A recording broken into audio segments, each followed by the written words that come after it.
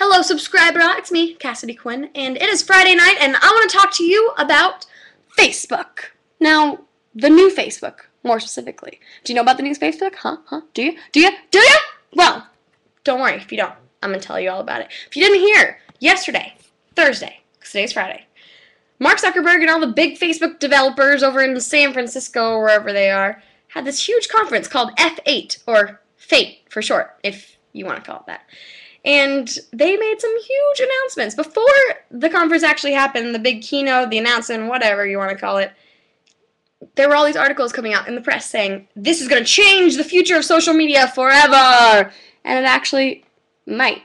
So, if you missed it, here's what you missed on F8.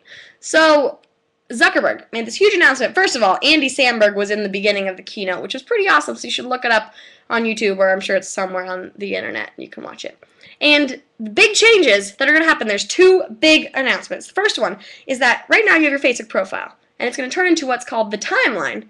So the main difference is that on your profile right now, if you scroll to the bottom and you want to see older wall posts, it'll say view more posts, and you have to click view more posts, then it'll load maybe 30 more, and you want to see older stuff, so you click view more posts. Again, it keeps loading 30 more, or however many it is. Click view more posts. And if you wanted to go all the way back to, let's say, when I started my Facebook in 2006, I think it was, then that would be going 5 years backwards worth of 30 or so posts. It would take a really long time, and it would get really annoying.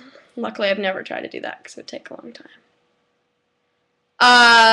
So, the new Facebook timeline, which will replace your Facebook profile that you have right now, is designed, as Zuck said himself, so that your whole life can be on one page. So at the top right of your profile, it'll say, if you got it in 2005, it'll say 2005, 2006, all the way up to 2011, all the years that you've had your Facebook for. And if you click on any one of those years, the timeline will scroll down super fast, just like magic, and then land on that year.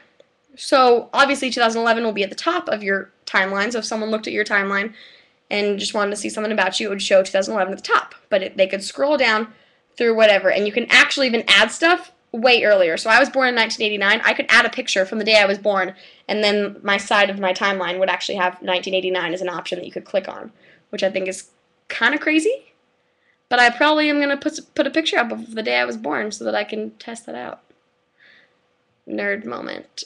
So, on your timeline, obviously it can't show everything, every single picture, every single status update, every wall post from each year that you've been on Facebook, because that would be a lot of stuff. I mean, I'm sure you guys are pretty popular, pretty cool people, so you don't have boring lives with no pictures and status updates and whatever, so your timeline would be pretty full. So, Facebook basically deems what is important to you and your life, and if someone was going to look at your profile and wanted to know all about your life, get your whole life story, what they would need to see. So they put a picture of an important event, or if you have a whole album of photos, they'll choose one photo, I'm guessing, and things like that. So, but you might think, well, Facebook doesn't know me. I mean, maybe you think that Facebook is like totally magical and can guess everything that's important to you, but it can't. Sometimes the little robots in Mark Zuckerberg's brain can't know everything that you want it to.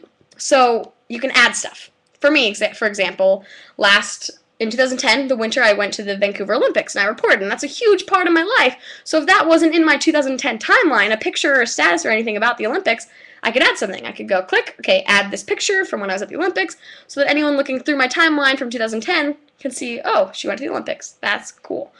Or, that's not cool. Whatever they want to think about it. It's your opinion. So that's one big thing about the timeline. The other thing is, right now your profile starts with your profile picture. And your timeline will have a profile picture too, but it'll be a little bit lower. And at the top, you'll have what's called a cover photo. This photo doesn't have to be of you. It can be of whatever you want, because your profile picture is meant to be you. So, for example, on Mark Zuckerberg's timeline, he had a picture of his dog, Beast, which is kind of an ironic name because it's a little white, fluffy dog. It's really cute, but the name Beast. So, you can have a cover photo, and you can change it as many times as you want. It's not stuck there once you choose the first one. Don't worry, guys. Just like your profile picture. You can change it over as many times you want. So those are the big things about the timeline, and I think it's pretty cool.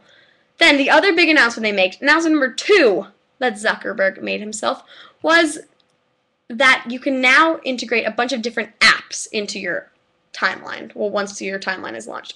You can do a Netflix app, for example, is one of the big ones, or a Spotify app, which shows all the music you're listening to, and it can say, Cassidy, listen to this song by Parachute, or whoever. That's my favorite band. Or whatever I want it to say, whatever I'm listening to. Or Cassidy watched The Notebook. We were talking about Notebook yesterday in the comments, because it's everyone's favorite movie, basically, because it's so good.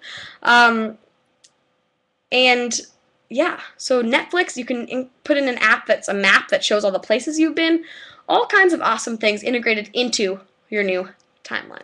So what does this mean for everybody? Well, it means that a lot of people are complaining because, you know, people like to complain a lot when Facebook changes things. And here's what I have to say to you complainer people out there. Complainer-ah. That's what I'll call you guys.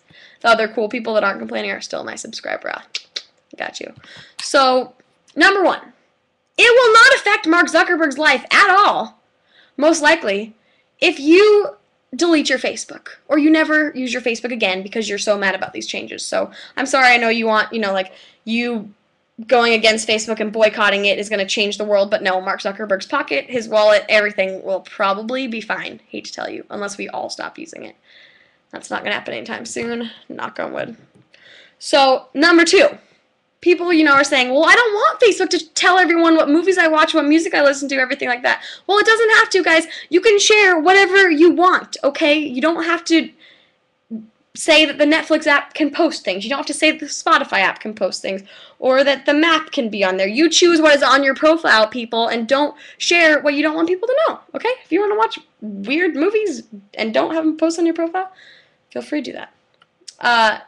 Third thing is people are saying, well, I don't want everyone to be able to stalk me and see my whole life. They're going to make fun of me. They're going to whatever. Only be friends on Facebook with the people that are your actual friends. And hopefully the people that are your actual friends won't make fun of you or be mean or, like, do ridiculous things on your profile or stalk you because of something on your profile. So if you're only friends with your actual real-life friends on Facebook, none of those bad things will happen, guys. And the fourth thing is, people, like I said, just freak out about change. I personally love change, especially with technology and on the internet, because I'm like, this is so much fun. I can play with this for an hour and figure out all the new Facebook, set up my timeline. I get really excited about it, but I know a lot of people get sick of it, but you will get used to it. If you guys saw in the keynote, Mark Zuckerberg started the keynote showing in 2003, 2004, when he first started Facebook, what the profile looked like. And it looked ugly, but we all thought it was awesome then. But it has gotten better. I'm not trying to say it gets better, you know, like those meaningful commercials, which are awesome.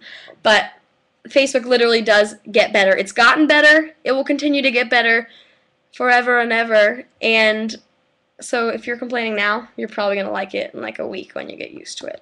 So suck it up. So that's what I have to say about Facebook. Did you guys hear about the F8 Fate conference? Did you guys watch it? What did you think about it? Did you like Andy Samberg? Did you believe that he was Mark Zuckerberg for a minute? Huh? I know you did. I know you did. What do you think about the new Facebook? Is it going to be terrible? Is it going to ruin social media forever? Or is it going to be the biggest, most awesome thing in the history of the world, not even social media? What do you think? Subscriber, now have a great Friday night. I'll see you tomorrow. And make sure you get down on Friday, just like Rebecca Black said. Bye, subscriber.